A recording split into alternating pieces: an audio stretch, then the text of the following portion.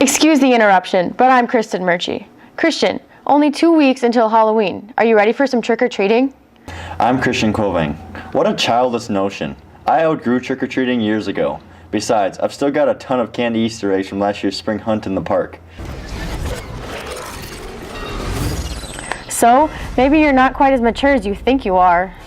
Easter is completely different from Halloween. At Easter you get a good ham or turkey dinner and candy besides. At Halloween, you can end up with popcorn balls and orange marshmallow peanuts. And that's why Easter rules. Hello, boys and girls. Today we add toss-up and cop time to our show.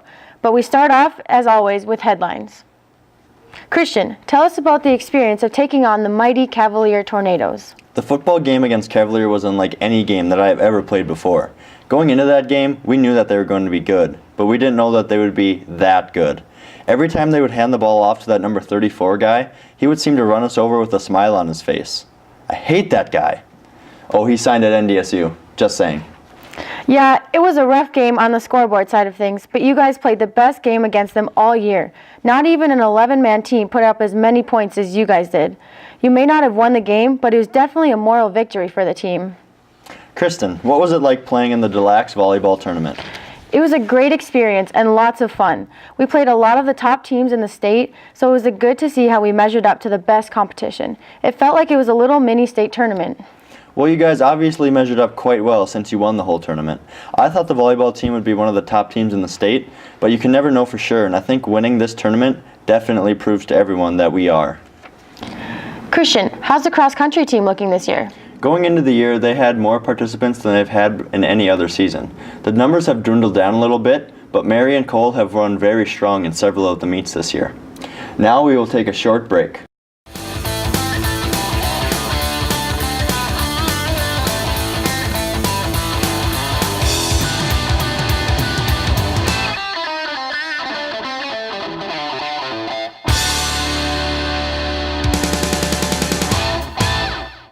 Welcome back to the precinct, kids. I'm Officer Kvilvang along with Officer Murchie. We're going to play a little good cop, bad cop. Here's the first case.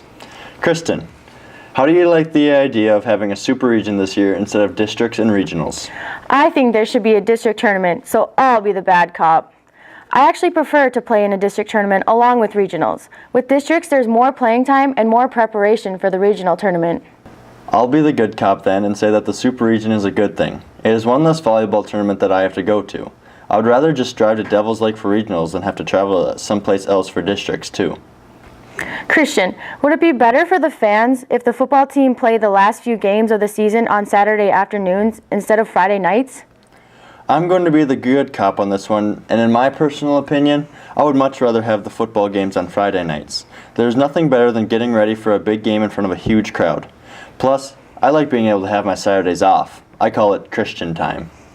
Since I'm speaking on behalf of the fans, I would prefer to have football games on Saturday afternoon. The weather would be much more enjoyable for everyone, and after a busy Friday, I'm ready to just go home and go to bed, not stand in the cold and watch a football game. Kristin, how did you feel about the webcast coverage at the Deluxe Volleyball tournament?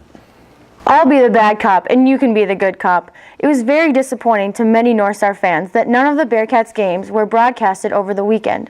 People who were unable to make it to the games had no way of watching them. I guess I'll be the good cop on this one, and I'll say people shouldn't complain about the webcast. I will give those people the benefit of the doubt because it was a big tournament and there were many games, as well as different locations going on at the same time. So to broadcast them all would have been very difficult. If they really wanted to see all these games, they would have made the trip out there to cheer them on in person like all the true Bearcat fans did, including Wanda Olson and myself. Go Cats! And now it's time for a short break, and coming back we'll have toss-up.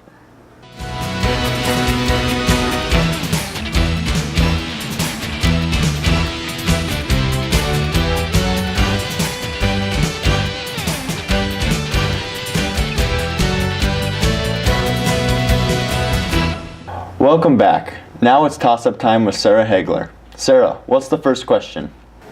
Thanks, Kristin. First toss-up. Who will win the 9-man championship? Cavalier or the field? If this question is asking me if any other team can beat Cavalier, I'm going to say no. Cavalier seems way too dominant to lose, and I don't see anyone coming in their way. I think that Cavalier is going to overlook a lot of teams when it comes to the playoffs, so I think they will be upset by a team such as Shiloh or St. John. Toss-up number 2. In football playoffs, should we stick with playing Region 1 or should we alternate and play Region 4? I'm the kind of person that doesn't really like change, so I'm going to have to say no, because it would be a lot easier to just keep things the way they are. Plus, some of these teams have created rivalries between the regions. I think that the region matchups definitely need to be mixed up a little bit. Not only do some of the matchups stay the same year after year, but for the fans' sake, it can get a little old driving to the same place year after year for a playoff game. Next question. Last toss-up. Which would you least rather be hit by? DEVIN DUGDALE running full speed at you or a Sarah Hagler spike? Speaking from a boy's point of view, she's just a girl. There's no way that she could possibly hurt someone just by spiking a volleyball. Now Devin, on the other hand, he would probably hurt himself before he would make contact. I would be much more afraid of Mr. Hagler yelling at me.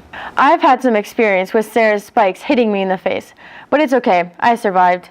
Don't get me wrong, it does hurt to get hit by a volleyball, but it would be even scarier to have a 225-pound man running at you at full speed.